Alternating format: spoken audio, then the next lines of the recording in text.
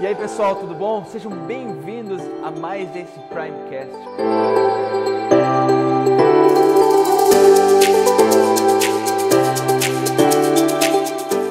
Hoje eu tô aqui com o mestre dos mares, Alex, e ele vai conversar com a gente um pouquinho sobre essa inovação no ambiente corporativo e como que a gente fricciona determinadas ideias, né, Alex? E como é que você enxerga, né, no departamento de TI, né, conduzindo esses times ágeis, né, que a gente tem no dia a dia, todas essas siglas, né, Scrum, Kanban, enfim, tem todo um arcabouço de técnicas que na verdade a gente usa para chegar num lugar específico, né?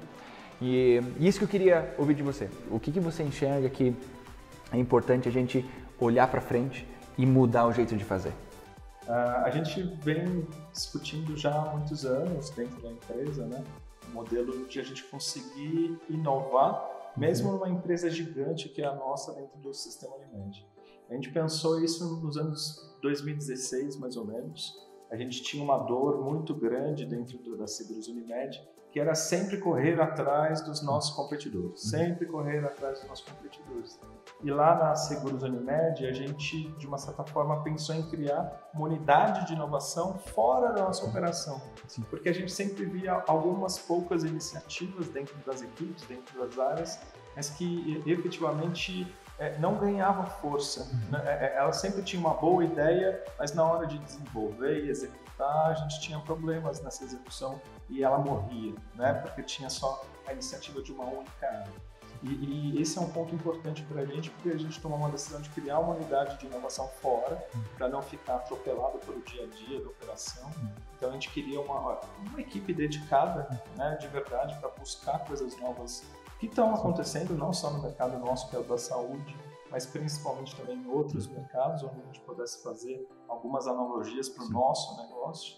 E isso para a gente foi um ponto muito importante, porque nesse sentido a gente conseguiu, de uma certa forma, ter pessoas e profissionais com uma capacidade mais técnica, nessa questão não só de TI, não só de aquele olhar de head, de desenvolvimento, de coisas mais técnicas, de tecnologia, mas também pessoas com visão de negócio, pessoas que têm visão efetivamente de ver a um passo adiante, a algum tempo depois, né, o futuro.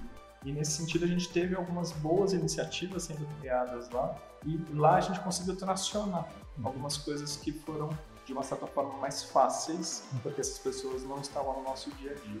É claro que foi muito legal a estratégia de a gente pegar essas experiências e meio que mesclar com a experiência de quem estava no dia a dia.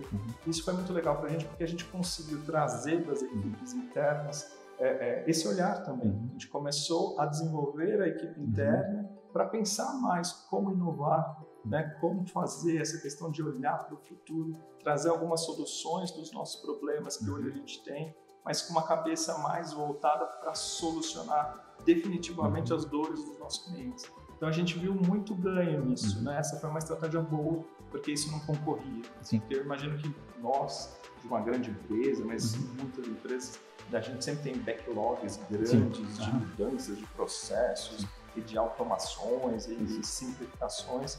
E muitas vezes a gente tem uma dor ali que a gente queria resolver rapidamente e aí a gente sofre com aquele backlog gigante e às vezes a gente sente que a gente não consegue entregar muito na velocidade que o nosso cliente quer. Então a gente viu, demos um passinho para trás para poder criar esse hub que a gente chama de inovação e aí a gente começa a colher uns frutos, mas que não foi de apertar um botão, né? A gente criou e isso foi um investimento onde a gente não quis trazer um resultado a curto prazo, né? A gente precisava ter pessoas fora da operação pensando em algo novo, mas sabendo que não teria um ROI ali, um resultado rápido financeiro para trazer para a empresa. Acho que esse foi o maior diferencial nosso nesse sentido, porque aí as soluções começaram a ser criadas com maior tempo para ser desenvolvido e com isso ser mais efetivo para a gente conseguir implantar e colocar em produção. Então, nesse sentido, a gente conseguiu ver, mesmo que depois de 2 a 3 anos, algumas coisas boas nascendo e efetivamente a gente conseguiu ter um sucesso maior nesse evento. Muito legal, Alex, isso que você está falando, e olhando então pelo viés, né, muito isso é de cultura, né? Você precisou destacar um time para que a cultura de inovação pudesse ter espaço para crescer. Porque às vezes o processo, né, do dia a dia ele é muito pesado para que os times possam levar sozinhos, né? E aí eu costumo falar que a gente tem que ter uma cultura ambidestra, né? Que é aquela coisa de eu manter-se em ISO 9001, no sentido de manter os processos e fazer a melhoria contínua, mas ao mesmo tempo às vezes eu preciso criar uma certa disrupção, né? Assim, ou seja, e essa disrupção para acontecer, eu não posso estar apegado a determinadas coisas. E aí eu tenho que conseguir me desapegar do passado para me ligar com o futuro, né? Me conta assim, como é que foi essa questão de você escolher, né, um parceiro, de você escolher as pessoas certas para você destacar, para criar um ambiente de que a inovação possa florescer? E como é para você hoje, assim, no sentido de olhando para frente, quais são os passos que você enxerga para frente que ainda precisam ser dados, né, na direção de um futuro, né, do amanhã, no caso? A gente, de uma certa forma, pensou numa estratégia de um Lego, né? A gente hoje tem dentro da Seguros um super app, um app que nasce já nesse olhar mesmo de InsurTech. A gente, claro, tem o viés na Unimed de ser uma empresa de saúde, né, da sua natureza, da cooperativa médica. E a gente queria ter serviços dentro desse app que atendessem nossos clientes também para a medicina, né, como uma health tech.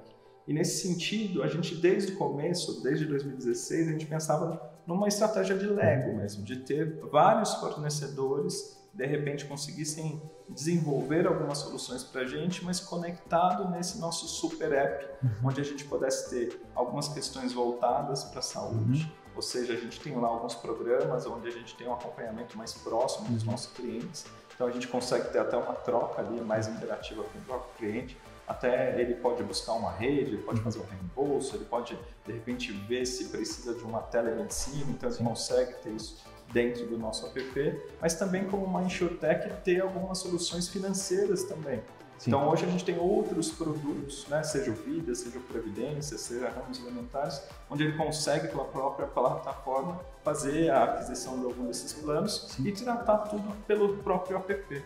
Então nesse sentido para a gente foi muito rico a gente fazer o desenvolvimento dessa plataforma de uma forma onde a gente pudesse se conectar com outros players. Então hoje a gente consegue através disso ter esses outros fornecedores nos ofertando esse tipo de serviço. E hoje até de uma forma mais rápida, né? Isso é uma coisa, pelo menos, que a gente sofreu no começo de como fazer para tomar a decisão, mas hoje isso a gente vê o quanto fez a diferença na estratégia da empresa hoje. E olhando para o futuro, né? A gente está aqui num evento de metaverso e a gente tem visto como a tecnologia tem evoluído muito rapidamente.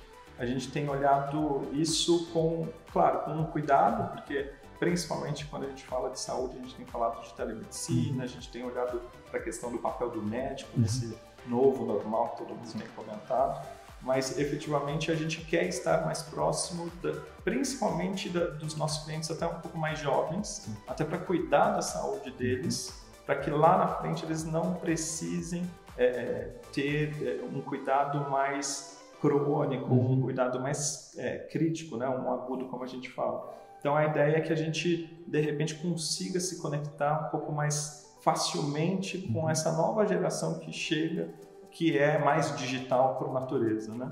Então a gente vem discutindo isso, principalmente a Unimed, quando a gente fala, a gente sempre tem uma visão que é uma empresa muito grande, né? O que a gente chama de transatlântico, e é sempre difícil mudar as rotas de transatlânticos, mas pelo menos nesse sentido a gente tem olhado para um futuro onde a gente quer trazer um pouco dessa juventude ou dessa geração mais digital para tentar desenvolver algumas soluções para se conectar com esse público também mais jovem. Muito legal. E eu percebi aqui que vocês trazem os fornecedores, isso quase que num movimento de Open Innovation, né? Essa ideia, aqui nós traduzindo isso para vocês, né, de inovação aberta, né? Tipo, da gente abrir os nossos desafios e a gente poder contar com outros parceiros, né? Criando quase que um centro, né? Quase como um COI, como vocês costumam falar. E daí eu queria que você explicasse um pouquinho isso. O que é esse COI para vocês, esse centro de excelência, né? Em que você conecta os parceiros para eles ajudarem você a construir a Unimed do futuro. Isso é legal, Cílio, de comentar com todo mundo. A gente sempre pensava nessa questão da inovação e foi legal a experiência onde a gente tinha a questão das iniciativas nas áreas, né? Isso era um ponto importante para a gente, porque de uma certa forma a gente sabia que coisas grandiosas demais, quando você pensa em criar, desenvolver, implantar, demora-se muito tempo. Verdade. E a gente queria muito que a gente fosse fazendo entregas rápidas, né? Então, nesse sentido, a gente foi desenvolvendo muito o time com todas essas metodologias mais ágeis hoje, né? E nesse aspecto a gente começou a pensar em ter um centro de excelência dentro da nossa empresa, onde a gente conseguisse crescer com essas soluções de forma mais organizada, mais ordenada mesmo.